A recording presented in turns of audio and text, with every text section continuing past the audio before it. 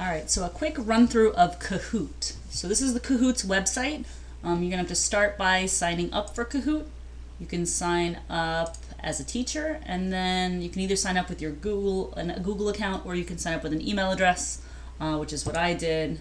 They're gonna ask you for your school if you'd like, then a username, an email address, and then have you played Kahoot before. Once you hit join, it's basically as easy as it is, and you'll have a Kahoot account and you'll be able to sign in with it.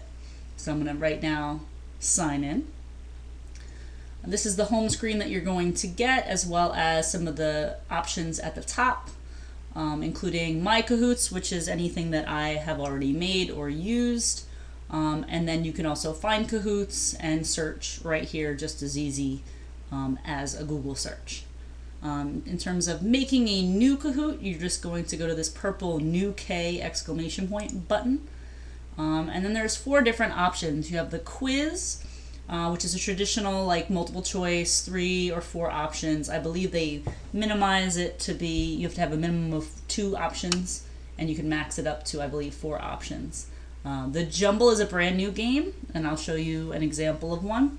It actually allows you to sort up to 4 items, and I'll show you an example of my jumble that I made. Discussion and survey are also very, very similar.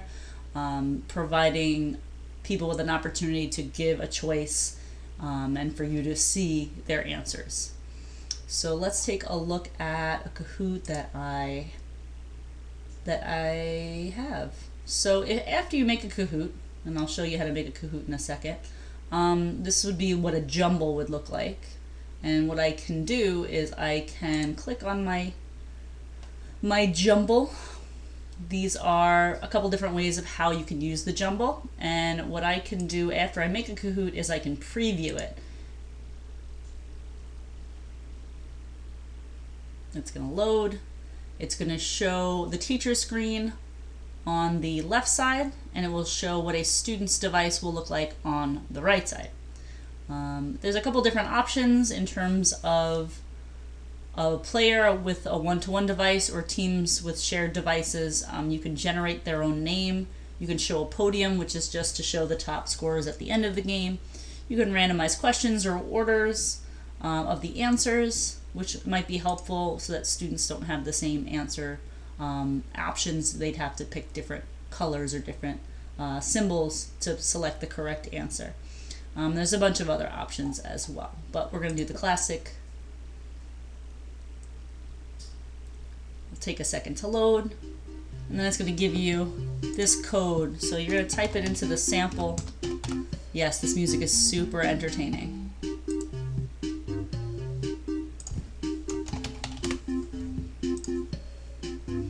Once a student enters your classroom, they will be shown on the screen, and if a student has a really inappropriate name, you can click it right off. Just as simple as clicking, and the student will go away. So here's a jumble preview. So a typical math question, put the following in order from least to greatest. So what students would have to do is sort the symbols, and again, because I picked different option choices, each one of you would have totally different colors for these numbers. Once I'm done and I'm happy with my order, I'm going to hit the K exclamation point button, and it will show if my order is correct or not on my screen, and on the teacher screen it will show how many students got it correct or wrong. History, putting the Civil War events in order was a tough one because I made it a few weeks ago. Can I remember? Maybe. Ooh, I got it right. And again, it will have a list of scoreboards, who's at the top each time. Again, there are options for that as well. Science, another option for a science type question. Food chains, things that come first in an order. This is putting them in order, starting with producers.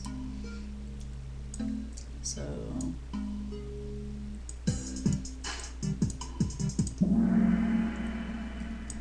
and then last, a little ELA, sequencing the story events.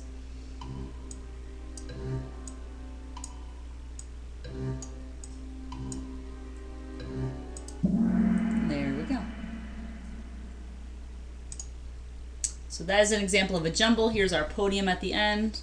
The students notice what they see and then what you see. And then you can get results and share the results or start a new game in that preview mode. So how to make a new Kahoot. We'll start with a traditional kind of quiz type question. They'll ask you for the title of your quiz. Let's do. For me, what I'm doing right now is circles.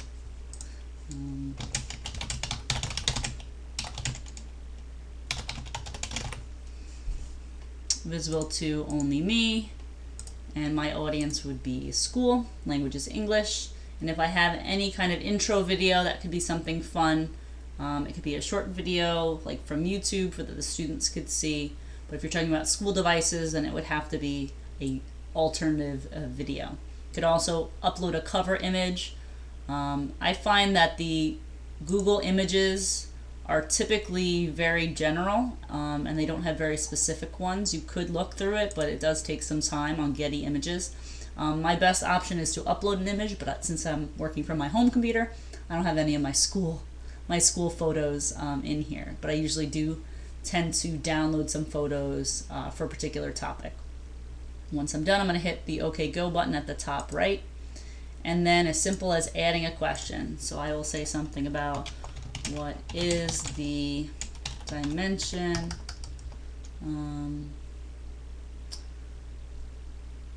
stuck. What is a radius? There we go. And I'll say a line that crosses the center and goes through the circle, touching it. Ooh, too many spaces. So it does limit your characters. So it might be a good idea to plan ahead. It does take a little time, a little finagling.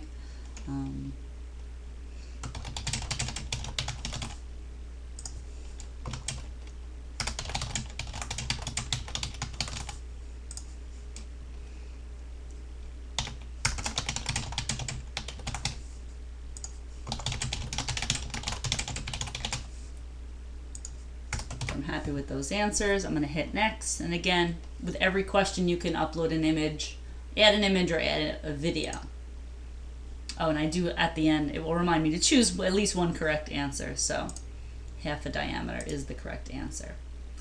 Basically what I can do is I can save this, and at any time I can come back and either share it with colleagues. I could play it if I just made it, just then. I can preview it and I can go back and edit it. So I am done for right now. I hope that gives you a really quick sampling of what Kahoot can do. Now you're going to have a little bit of time to play, and then we're going to add to our Padlet about some pros, cons, applications, and further questions. Thanks so much.